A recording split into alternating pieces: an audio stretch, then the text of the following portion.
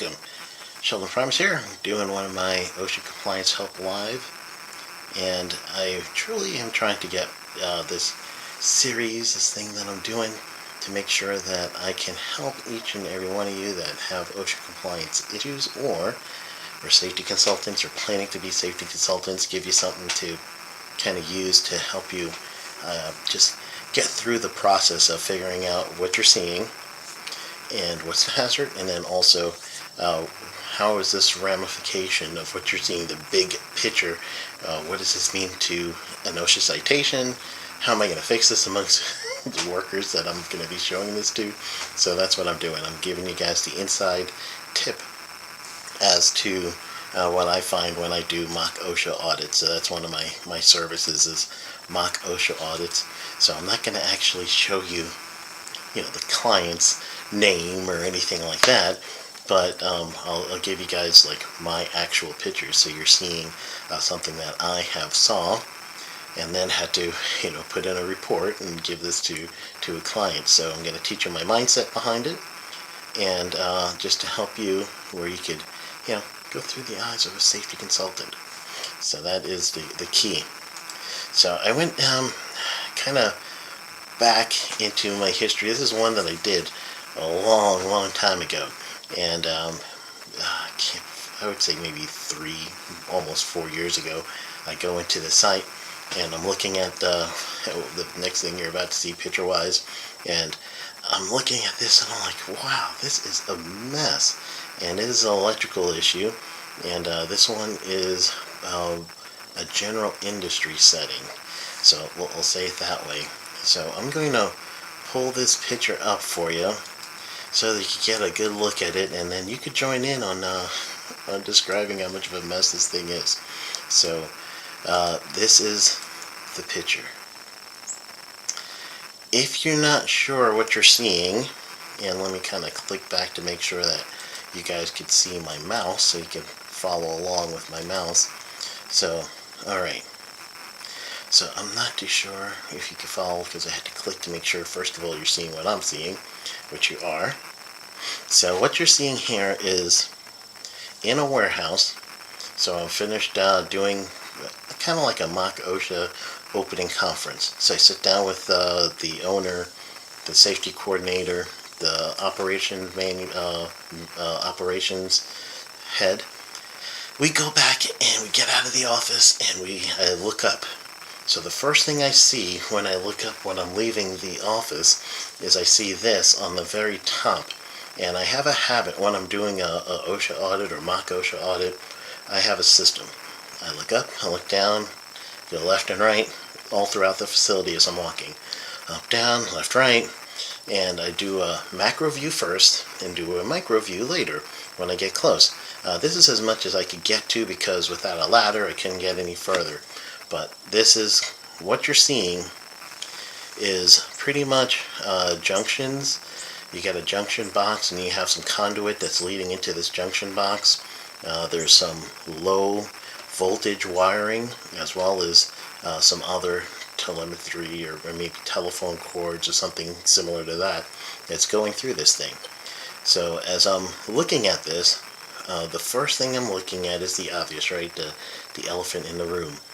The cover that's been peeled back.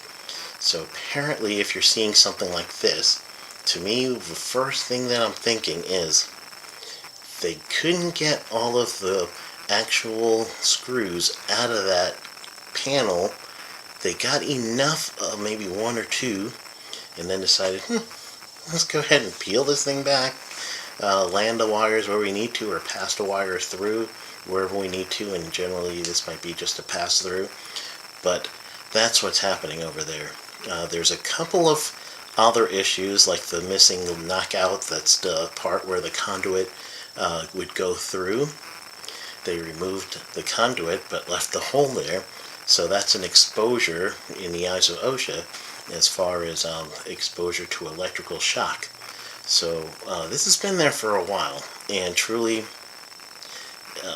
not knowing how often this area is serviced and how often someone could get on a ladder and go up there, I just had to go with the basics, right? So I couldn't establish exposure yet, but all I could do is establish hazard right now. So the open electrical box is one of the biggest hazards I'm seeing there. OSHA would also look at not doing this in what's called a workmanlike manner.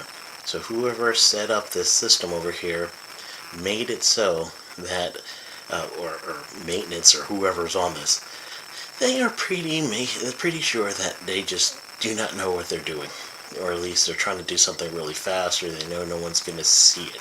So the way that this is put together is hazardous in itself. So that's where the OSHA will get them on also the workmanlike issue. There's a couple other things there. I'm not completely versed on the electrical safety codes that are being violated here. There's probably a bunch of those, but truly what I'm focusing on is at least the elephant in the room, big hazard issues that I'm seeing right now. So those really big hazard issues, one of the first things I'm going to show you, and I'm going to go ahead and get out of this one, and I'm going to show you where the actual citations are coming from. So you keep that in your mind, the picture that I just showed you, as to this is a hazardous electrical shock possible situation depending on how often they go over there and they service this thing. Could it also create a fire? I don't know. But it looks like there's a lot of electrical hazards in this panel. And what I did actually is I went ahead and deferred them to someone that I know that did electrical like full time. That's what they did. I looked at all this, and there's a whole bunch of pictures that came out of this one mock OSHA inspection, including what you just saw, and a boatload of it was electrical hazards. So let's show you right here. I'm going to start with what to cite. So let's do that first. Let's start with what to cite. And again, one of the first things that I'm going to be looking at is going to be looking at the obvious, not having that cover on the panel. So what you're seeing here is one of the not manufacturer, they're the people who do the CFRs, and they have it publisher. Regs to Go is coming from Mancom, M-A-N-C-O-N-M, I believe, and they're one of my favorite. I like them. They're a physical book that you can have, the Code of Federal Regulations CFR, and then also they give you their online version, which is Regs to Go, Regulations to Go. So you can put this on your computer, you could use a code, put it on your tab or your phone, whatever. So let's go first to wiring design and protection. Hold on. Let's start with, this is subpart S in general industry, 1910. So the subpart for general industry is 1910, and it's all about electrical. So I'm going to kind of scroll through this to show you how to read this thing. First, you're going to have to know some electrical, just basics, and you're going to see there's an introduction, what's included and what's not, electrical utilization systems, general wiring design. So this is how you literally wire up a house, wire up a business, whatever, and then how you protect each component. And then the next area over here, wiring methods, components, and equipment for general use. So now not only is this wired and protected on the first part, well, the first section, the number after the dot, you should be thinking section. So 3 of 4 is that design, protection. The next section is talking like how are you going to use this thing you just wired, or the components that's associated to what you just wired. Now 306 is specific equipment and how to install these things. The locations is the next, or 307, where if you're going to install some electrical and different components in, let's say it's got a combustible dust environment, then you're going to have to wire things and protect it differently. If it has some wet locations, okay, now that location is a little hazardous, you got to think of this thing a little differently. So this will break down all the different hazard. They classify them by location, and then from there you have to figure out how to do that. Special systems, and after that, anytime you see reserved, that means it's a place marker. So they're gonna, pretty much put something in that place. So you see right here with 309 to 330, and I just clicked on it and I got nothing. So there's going to be something in there, or they took something out. So that means it's a place marker for the future. Scope, right here is telling you specifically what is covered by this, and then it'll tell you what is the exception to this. And generally for the exception will be something that's covered through power generation, distribution, high voltage. You're going to see that as being an exception. 333 is training related to electrical, and then we're going into the actual use after that. So the work practices. Go through the work practices, the use of equipment, safeguarding of your personnel, that's all coming after 303. And then got definitions. So for this particular standard, it may not hurt to go ahead and start with definitions first, so you could really understand what's happening with this standard. And then after that, then you're going to be able to tell it a little bit differently. So I'm going to just kind of click back real quick, and let's see what it kind of looks like. Jay, I got you. So you're helping me out with my sound, so good deal. I am going to see what I got there. There might be something different with my new cloud filter that I need to work out. I got some spam on here. Hey man, not bad with my comments already getting some spam. So that means I must be doing good if I'm getting spam. So anyway, I am going to go right back. Hopefully my volume's getting a little bit better. I kind of clicked up a little, so you're gonna see I'll be blocked by my microphone there for a little while. So let's go back to the actual standard so we could flip through that a little bit better. So as I'm gonna flip through the standard, again, you know what? Let me flip to the picture again, just in case you forgot what it was. This is what we're looking at and really trying to describe. So if you're trying to describe this one a little bit better, trying to see exactly what the OSHA violations are, here's the totality of what we're looking at. I'm going to start with the cover first, because that is the main thing. And then let's go with some of the, right here is a missing knockout on the side, the left side, and just the quality of work that you're seeing. So that's the things I'm going to really focus on real quick. So the quality of the work is important. That's truly one of the things that OSHA cares about, because again, this is an electrical hazard. So I see that one looks good, and thank you. I appreciate that, Miss Paris. So anyway, I'm gonna go over to the regs to go. So let's really dig into regs to go just a little. I don't want to like go too much into the woods in this one, but just so you can understand what you're seeing, and then how it actually appreciate it. Yes, she's saying that it is a mess. So Tamara was explaining. Yeah, it's truly a mess what you're seeing there. This whole site was a mess, and this was again from one of my my mock OSHA audits that I did earlier. So let's go into the standard. You're looking at one of the things that you're going to go back to, and we'll start with the covers itself. So the design, so we're looking at the actual design, and then now we're looking specifically for some of the covers. So if I don't know what I'm really looking for at first, the best way to do it would be start early. So when you start early, then what you're gonna, and early meaning early in the standard, get into the front parts of scopes and everything else. So when you get into the first part, branch might be branch circuits sounds about right? So we're looking through that. It's telling me about receptacles and cord connections. It's telling me about ground fault circuit interrupters, your outlet devices, something like that. So I'm going to just kind of flip through that, see if any of that sounds good. And what you're doing, the number here is the section. So it's 1910 section 304. The letter over here is the paragraph, so paragraph B. And then here is the subparagraph to B.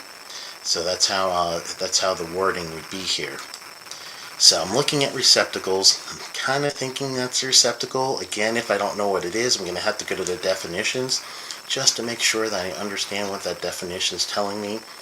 Over here, replacement of receptacles, telling me about some grounding, connection points over here, outlet devices. I'm not seeing what I'm looking for here, so I'm going to try up a little bit more. So here am I going back out. 304 doesn't look like it's what it's doing, so I'm going to go back to general.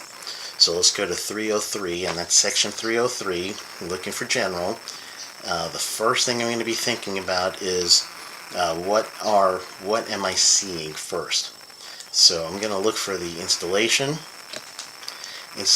use and labeling.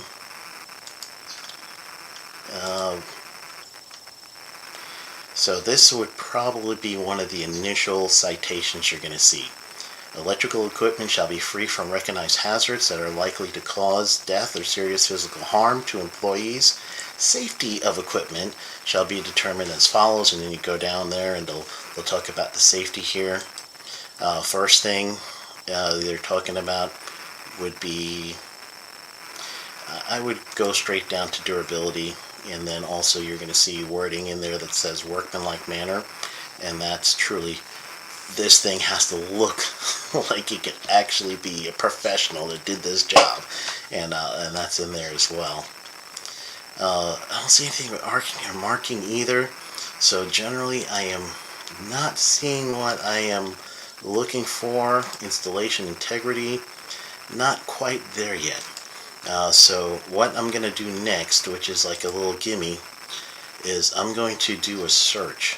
And that's why I like this one section. I'm going to search the whole book for, let me go back. You can do general industry. I'm going to go here. I kind of think it's in 301 or 333. Then that's section again. Those are the two things that I'm really thinking that it might end up being, but just to cheat, I'm going to do the search. So I'm going to go here, 1910, I'm looking for subpart S for electrical. And looking at 301, safety-related work practices. Okay, so I'm pretty sure that is right where I need to be. So I'm going to click over here for the cheat, and it's going to tell me that I'm going to search subpart S. And what I'm looking for first and foremost would be covers.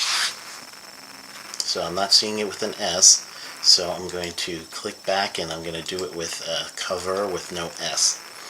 And then that might be what we're looking for. If not, then we're going to have to go old school.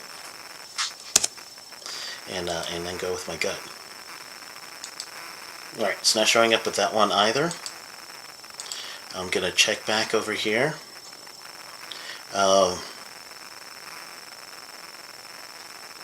So it sounds like the volume looks like it's doing good, and I seem like everything else is going right. Okay, good. Just checking chats because I see some chats pulling up at the same time. If you remember the reg, go ahead and put it in there for me. I'll cheat with you guys too. So back to general with 303, and oh, there we go. So we're back with the exam. I might just simply have to pull up my regs.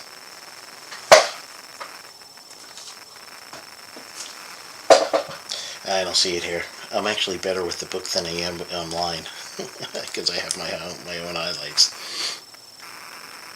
So 303 section here.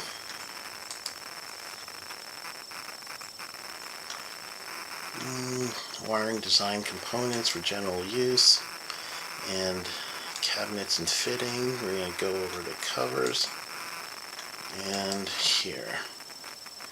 All pull boxes, junction box fittings shall be provided with covers. identified for the purpose, and that looks like a home run for this one.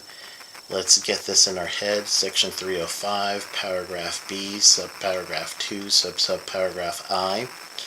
I might have to write that out somewhere. So that's 305 B 2II. I'm going to switch over to the OSHA most frequently cited standard. I don't know if you guys could see it yet, so you can't. I'm going to actually switch over to something, and I'm going to show you guys what that looks like. Alright. Jay says, now you want to cheat with the audience. Yes, Jay, I want to cheat. I'm going to get the audience to give you my citations. Alright, so I'm going to look up an industry standard for you real quick. So how I do this is I like to look at data and statistics. It's got everything we need. So data and statistics, I'm going to look up a standard first, and we're going to do it in section 305. I want to find out how often this one is cited and then who is cited by. So 1910, again, that's general industry, the dot, and then we said it was 305 section B, but it doesn't actually go into section B here. It'll only stop at 305. So I'm going to do this, and let's see, in the NAICS code, which means the North American Industry Classification System Code. A lot of words for that one, right? It looks like out of all industries, this one for the last fiscal year, October 19th to the September 2020, this one was cited out of 435 inspections. OSHA cited this thing more than one time each time they're there. So that ratio is actually a little bit different. A ratio would be like they came to one place, cited at one time, 1-to-1 ratio. In some cases, here we have a 0 penalty for national security, but they found this thing 14 times. They've done an inspection, and they've got 15 citations, but pretty much since it's a government entity, they did not give them a dollar figure. Let's go down a little further, and this is going to show you that OSHA does not cite the same. That's really what we're looking at. So 1-to-1 ratios. One inspection, one cite. Look at these guys. For $46,000, one citation that they had with the SIC code. And then the next person under them, that's telling me if it's 46,000, it's a repeat. Now, it's got to be in this area, because I think max I believe is 34,000. So this is telling me it's a repeat violation over here, and I probably could find out why. So I'm going to copy that. We may have to find out why, because I'm just curious. If you want to find out with me, I'm going to check my chat. Go ahead and tell me if you want me to find out about truly why they got cited this one. My mind is saying, yes, go do it. But I'll reserve. So over here, let's go down a little further. 1-to-1, meaning the same thing we just saw, where you should have a cover for the electrical. That's the picture we're looking at. Someone else got cited over here, a finishing company, one citation, 2,000. So all these people here, roughly about 2,000 for the citation. So when I do an audit, what I actually do is I'll look up the person's NAICS code, and then I would say, for your NAICS code, you can expect this amount of citation. So if you were to scroll from these 1-to-1s all the way down, there's a boatload of NAICS codes that OSHA says, you guys know better, but we're not going to cite you. And here's the one person who, one time, you know better, and I'm going to give you that $46,000 citation. So I'm going to check real quick, see if I got anybody in the dark side. All right, no one wants to go with me on that rabbit hole to find out why they got cited and who they were. Since it's a one-to-one, it makes it easy to find out. But I don't want to go through that rabbit hole if nobody wants to go down that rabbit hole with me. So let's take another peek at what we're seeing. And again, one picture, one client, and if I were to look up their code, which I think I did. Let me no, I did not. But truly, it would be something that I would find and just say, all right, for your code, then you actually need to do this. So let's go back one more time for this picture. I'll pull up the application. Pull up the tab. I actually think I closed it out. Alright, I closed out the actual picture and I don't want to open up the tab that shows the client's name. We don't want to do that. But what I did do is I kept the electrical component up, and I'm going to do one more thing. I believe that their code would be refurbished furniture, if I remember it right. So I'm going to do another search. I'm going to let you guys show you guys how I'm doing this one.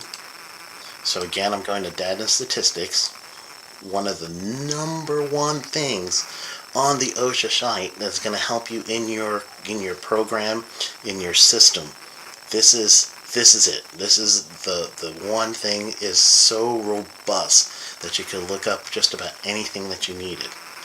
So I'm going to search inspections by NAICS code, and truly I'm going to paste in the one code that I got, only because of interest of time I did pick up that code and I kept it. So I'm going to paste in the one code. I'm going to hit submit. So this is telling me that they've got 621 citations related to this one code, and the code looks like it's some sort of security system or security system code. So I would actually have to go down here and kind of click through until I find a violation, and then we could really get into the violation. So that's one good way of finding some codes for you. So here it looks like a complaint from Puerto Rico. Somebody complained about what this thing is. You scroll down and then you can actually see what the citation is. That's one way of doing this. So we won't go through that way, but what I will go through is let's do a search on 305 violations specifically, and then we'll be able to find the code there. So we go there. Let's try refurbish. Hopefully I spelled that right. I don't know if I spelled refurbish right. I'm going to submit that. I'm going to do furniture. Oops, added an F there. Forget that.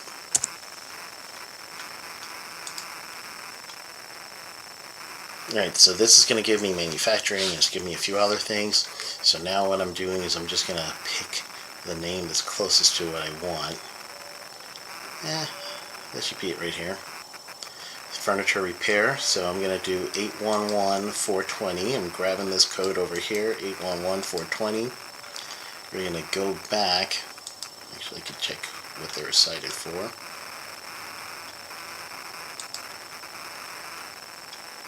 And this is going to give me a better list of the code. Alright, good deal. So I'm going to grab that code that I did before. I'm going to go over to, again, I want data and statistics. Now that I've got the code I want, I could do search inspections by that specific code. I'm going to click here, and related to electrical hazards, this is going to tell me how often that OSHA will cite this code.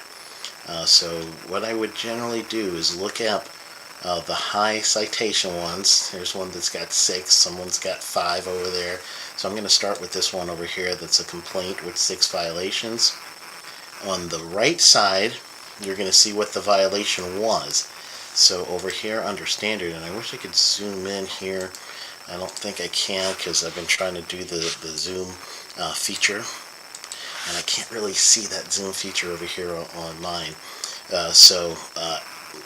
It's going to be a little bit hard for you guys to see. So if I could, let's do Control plus one more time. Alright, that one's working this time. I don't see it up on StreamYard yet, but it might have a little delay. So once you get zoomed in, what you're going to be looking for is on the right over here on the standard is going to tell you what that is. So 1910-52, this is telling me that it was a health hazard. The number after the 1910 is the 0, that's a dot. Basically, it's the standard.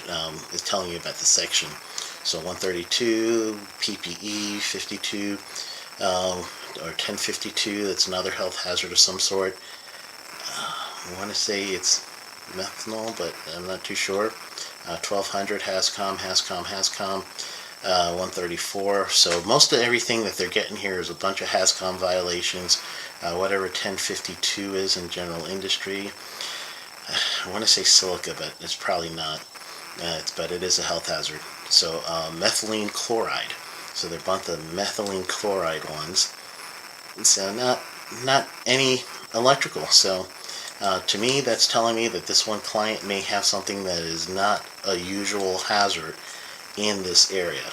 So that means that chances are OSHA's not going to cite a lot of people in this area. So that means if I were to do a most frequently cited standard search for this NAICS code, it is not going to come up with too much of a violation for electrical, which is unlikely. And generally speaking, I think OSHA would probably want to look up some electrical there. So anyway, that's a deep dive in electrical, as deep as I could go.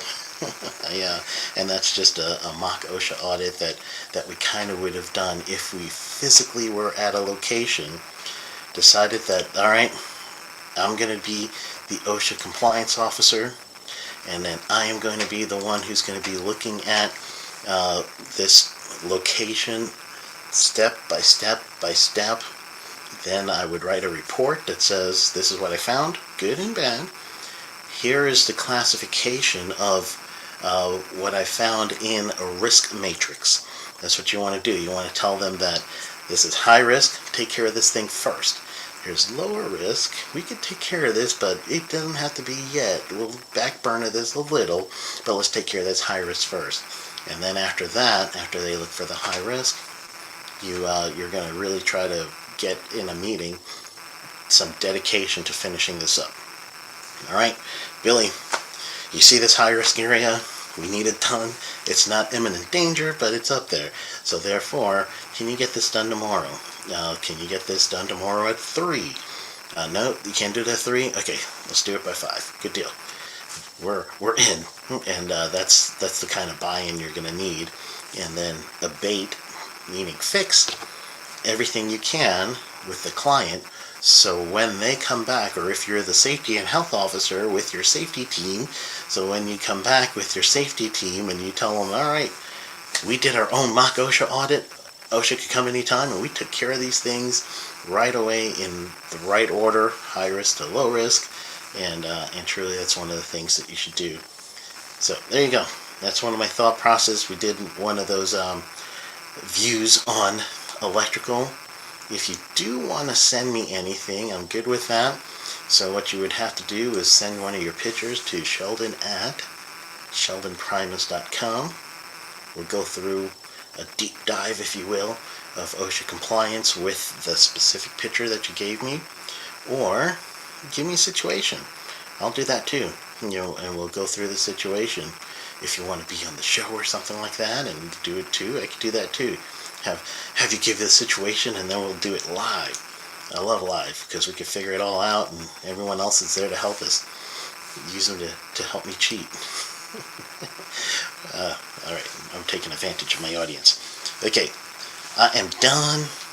Normally I've been trying to get a 30-minute max goal on these things, so I'm at 35 minutes. I might go longer later on when I got more planning, but truly I was just flipping through some pictures. I saw this and I said, ooh, this will be a great live. So that's what I did. So anyway, thank you everyone for hanging out with me. I truly feel like this one was fun. Tamara and Jay, thank you guys for checking in. Jay's still laughing at me. That's alright. I love you, man. I love you. You can laugh at me, but I'm okay. I do need to do a rated R safety show. If you guys have not listened to a rated R safety show, Jay, I believe, is officially committed to mornings. So you need to check him out on the mornings. And so go ahead and listen to him.